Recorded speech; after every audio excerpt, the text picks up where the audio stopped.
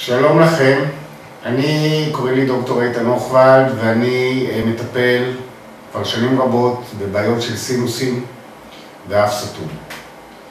דלקת של הסינוסים הוא מצב מאוד שכיח.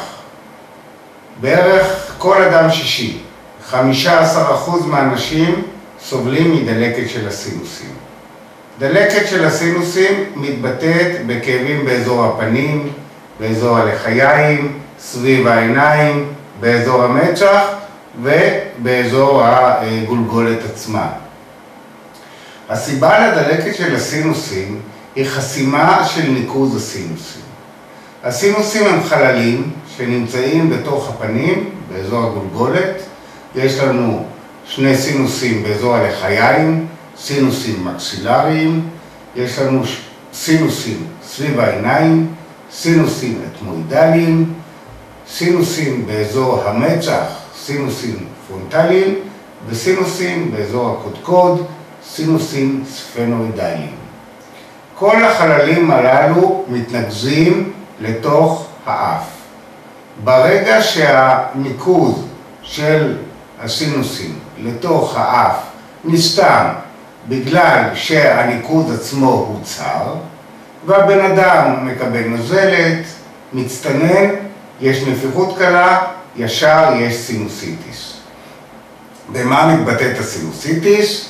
היא מתבטאת בנזלת ירוקה, שיעול, לחה, כאבים באזור הפנים ולחצים באזור הפנים. הטיפול במצב הזה מתחלק לשניים.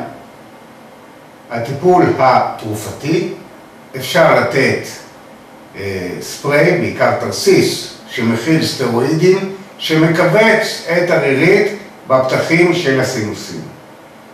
התרסיס הזה יעיל בחלק מהמקרים, אבל יש צורך להשתמש איתו כל השנה. לעומת זאת, לאחרונה התפתח מאוד הטיפול הכירורגי בסינוסיטיס כרונית. הטיפול הכירורגי נועד לטפל בבעיה. הבעיה היא החסימה של ניקוז הסינוסים לתוך חלל האף. היום יש לנו מכשור חדיש שמכיל סיב אופטי, שמאפשר לנו לראות כל נקודה בתוך חלל האף, כולל את המוצא של הסינוסים לתוך חלל האף. וגם מכשיר שנקרא דברידר, שייבר, מכשיר עדין שמקלף, משייף את הרירית החולה בכניסה לסינוסים, ועל ידי כך ניתן לפתור את הבעיה של דלקת סינוסים כרונית.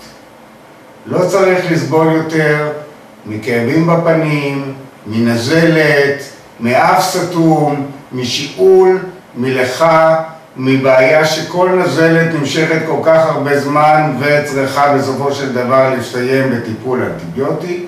ניתן לטפל בסינוסיטיס כרונית. אתם מוזמנים להגיע אליי למרפאה, ליצור קשר עם מנהלת המרפאה אורלי, טלפון 050-2-313-733,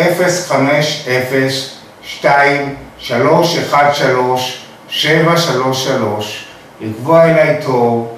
אני מבטיח לעשות את המרב שאני יכול בשביל לטפל בסינוסיטיס שלכם. חשוב לזכור, הטיפול הכירורגי בדלקת הסינוסים מכוסה על ידי חברות הביטוח השונות. אז אתם מוזמנים להגיע ולהתראות.